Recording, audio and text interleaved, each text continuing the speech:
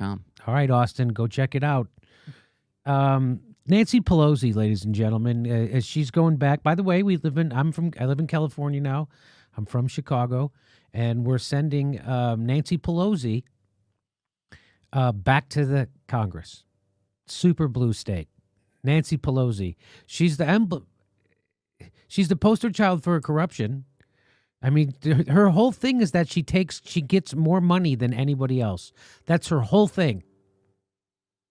That's her whole thing. She famously said after they lost to Trump and got wiped out in the House and the Senate, she famously said that the people don't want to change.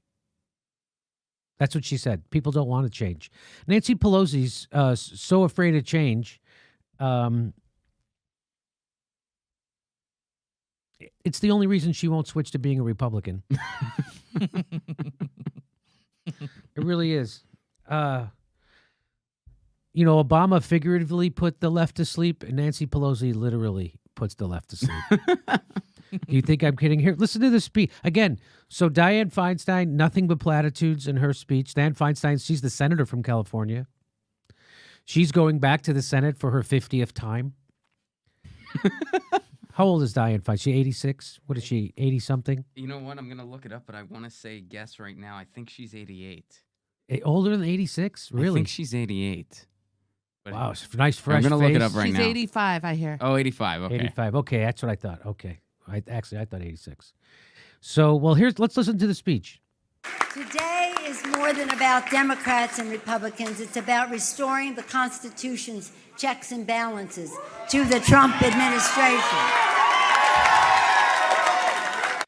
So I think the checks she's referring to come from the donors, right? And the balances she's referring to is the DNC's budget. I'm pretty sure. We have checks and balances. You know how that gets people off the couch to go vote. Hey, everybody, who wants to vote for checks and balances? Anybody? Send your kid to college. Jesus. Nobody can run in San Francisco that's worth a shit to be against her. You know, that guy who ran against her, but they screwed him they cheat. Yeah, they screwed him over big time. They cheated Jaffe in the primary. And why can't someone charismatic with a point of view run against her? I guess. Anyway, here we go.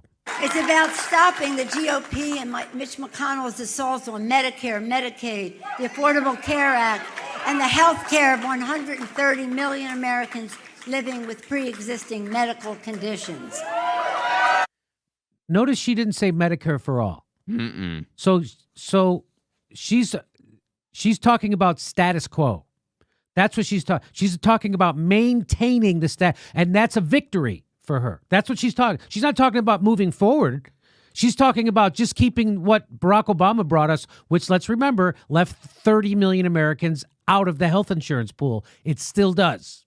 We're going to fight the Republicans by preserving the healthcare policy that one of them wrote. Yeah. That's exactly right. So she's not saying, again, if the Democrats would run on Medicare for all, ending the wars, free college, and a living wage, they would sweep back into power. They just won't do it. And this is a perfect example. She mentions every word around healthcare except Medicare for all. She mentions Medicaid, Medicare. She mentions, here, watch what she says here. Let's hear it more for pre-existing medical conditions. Yay. Hey, I've got cancer. Yes. And she Asthma giggles. in the house. Hold up your inhalers. Asthma. You know, she's just standing there going, yeah. And then everybody cheers. Yay. They cheer for what? What are they cheering for? Pre-existing conditions that fuck you under? Well, she's saying, yeah, that I know. That's why it sounds funny. It sounds like she's saying, hey, don't we love pre-existing But she, of course, she's a public speaker, honey. She can't be clear. So there you go. Let's hear it for pre-existing conditions. Okay. She's got more to say. Here we go. You want to hear more horribleness? Here we go. We will have accountability, and we will strive for bipartisanship with fairness on all sides. One person. We will have a responsibility to find our She says bipartisanship. No one, nothing. She gets nothing. This is her thing now. Bipartisanship. All of a sudden, what, Ron? No one clapped. Like one Right. person, you can hear one person clapping. And she actually was holding for applause at that moment. Yeah. Yeah. Partisanship. Even that audience couldn't fake through that one. Okay, let's watch it again then. We will have accountability, and we will strive for bipartisanship with fairness on all sides. She One did. person. She paused. Nothing. Nothing.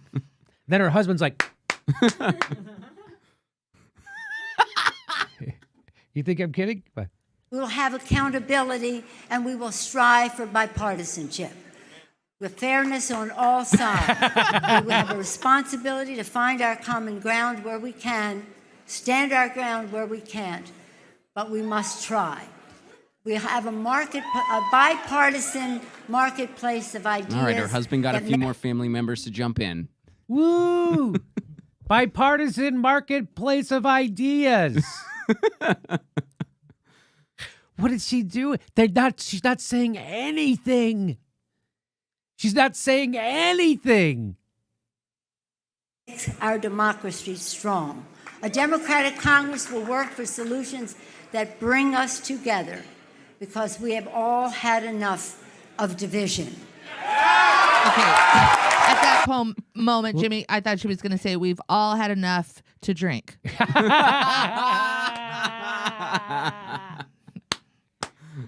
So this is what they were running on, Ron? I didn't see this during the midterms. They were all running on bringing people together.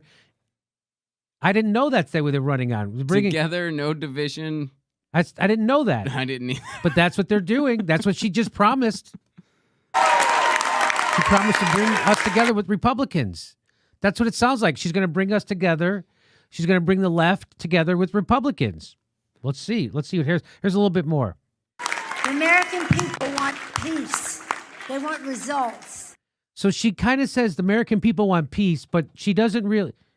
I don't think she means peace overseas. No, of course She not. means peace in our government, right? Yes. That's what she's Yes, talking yes, about. Yes, of course. Because they never mention the wars. They never, ever, ending them. Mm-hmm.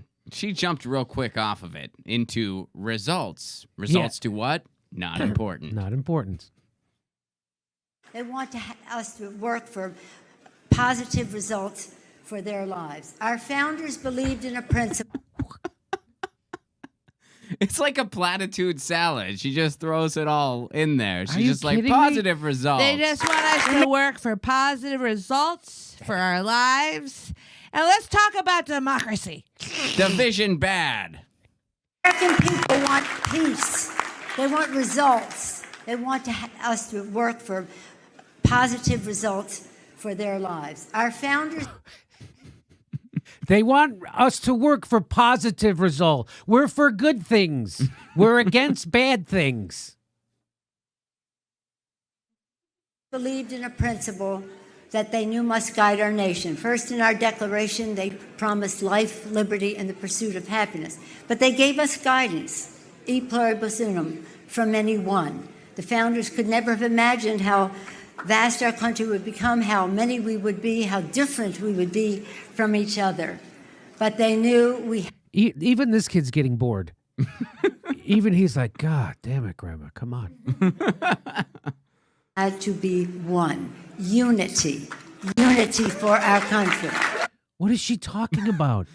We have to come together in one. Our founding fathers, unity. This is the first time I've ever heard anybody talk about unity this election cycle. And now she's talking about it like she's been talking about it the whole time. It just comes up out of no. Am I wrong? I mean, Well, I haven't followed her campaign or anything, but I don't think she's had one. Well, to me, it sounds like a stump speech that could have been given like 30 years ago or today, and it just has no consequence whatsoever. Like, our founding fathers had this idea and unity, and Come God together. bless the USA. I think it's by design. I think they've gotten they got their marching papers from their donor class that says, hey, you know what? Let's pretend we're going to all work together right now because everybody's they want to kill you. I don't know what she's talking about. Well, even Trump came out today saying that I'm looking forward to reaching across the aisle and working more Trump with could the not House. be happier that Nancy Pelosi is going to be the speaker because he almost guarantees him re-election. And that today the American people have. We had to be one. Unity. Unity for our country. And that today the American people have spoken to restore that vision. With this People, I don't know if you know this, but when people voted on Tuesday, what they voted was for unity. Mm-hmm. That's what she just said, that they voted to restore that vision of unity. Mm-hmm. Not amidst the world, though, just Republicans and Democrats getting along. Well, she's just like totally making this is the worst speech at the worst. This couldn't, again, like you said, she could have given this 30 years ago. She could have given it today. It doesn't speak to anything. Maybe she did give it 30 years ago. Maybe she did. Actually, Maybe I think she we're got onto her. something. Oh, she grabbed the wrong folder. Democratic majority will honor the vision of our founders for a country having a legitimate debate, but remembering that we are one country. We'll honor. We're all one. Unity. What is she doing? This is one country. Look, now the kid's just straight up asleep. Yeah. Look. We'll honor the sacrifices of our men and women in uniform and their families who have made us the land of the free and the home of the brave. Our country, 'tis of thee. Sweet land of liberty. Of thee I sing, of thee I sing. What is she doing? That you wonder why the Democrats are frickin' losers? You wonder why there wasn't a blue wave? This is their leader. She's their leader. A leader. Would you ask her directions to the freeway? I wouldn't. Follow the purple planes. Go down to the third Jack in the Box and take a left. Build a better future worthy of their sacrifice. And we must honor and respect the aspirations of our children. Elections are about the future and what we do for our children's future. So thank you all for making the future better for all of America's children. God bless you. God bless America. Thank you all very much. Stay awake.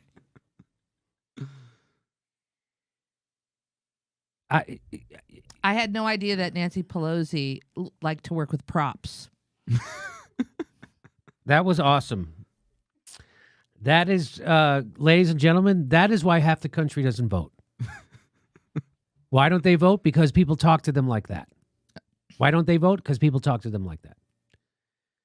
It's like, hey, I got some real problems in my life, and only government can solve them.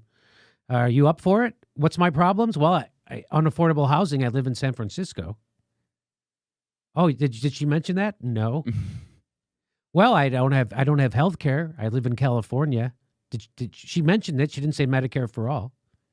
Even the Republicans, the majority of Republicans are for Medicare for all. She still won't say it. Still won't say it. Why won't she say it? Why won't she say it? Is she dumb? I don't think she's that dumb. I think she's that blinded by her greed and corruption. Some people would call that a bubble. She's a 100 millionaire. Her and her husband, and they made that money while she was in office. And so she gives a speech like she hasn't had a problem for 50 years. Because guess what? She hasn't had a personal problem that government can fix for 50 frickin' years. She's got Medicare. She's got all the health care she can handle. And everybody in her family does too. And everybody in her family has a living wage. And they're not under mountains of student debt. And I'm going to guess none of her kids are fighting in a goofy war. No? Nope. Some of them right there are fighting fatigue, but that's all they're fighting at the moment. So this is a speech by someone who hasn't had a problem in their life for about 50 years. And she doesn't even know people who have problems. That's how out of touch she is. She doesn't even know. You know what I love is she was giving a town hall and someone yelled at her, what's your net worth? She wouldn't answer it. Mm-hmm. She said, I'm a grandma. I'm surprised somebody didn't yell, "Hey, you lost 1,000 seats. Right. How many did you gain back?" 26. Winner. So there you go. That's Nancy Pelosi. Can't even keep her own grandkid awake with her speech. And I don't know anything else. This is stunning. That is. The two female politicians who won last night from California, Dianne Feinstein and Nancy Pelosi, couldn't give more vacuous, empty. It's like a sketch. It's like a parody. If you were writing a parody, you couldn't even do it that pre-existing conditions. Come on, Jimmy. Nobody's going to laugh at that. No one would say that. No one's going to buy that. A room full of people wouldn't cheer when she said that. Are you kidding me? You got to rewrite this. Can you show it to me again? Let's hear it more for pre-existing medical conditions.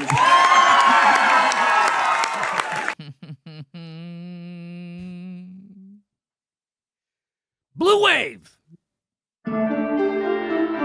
Our next live Jimmy Dore show is February 1st in Burbank, California. Go to jimmydorecomedy.com for a list of all our live shows, and please become a premium member if you can. Become a patron. It's the way we support this show because they're coming at us, and we give you bonus. We give you hours of bonus material every week. Check it out. Become a patron. And if you can, make sure you're still subscribed. They unsubscribe people every day. I know it sounds crazy. It only takes a second. Please make sure and click that bell when you subscribe so they'll send you a notice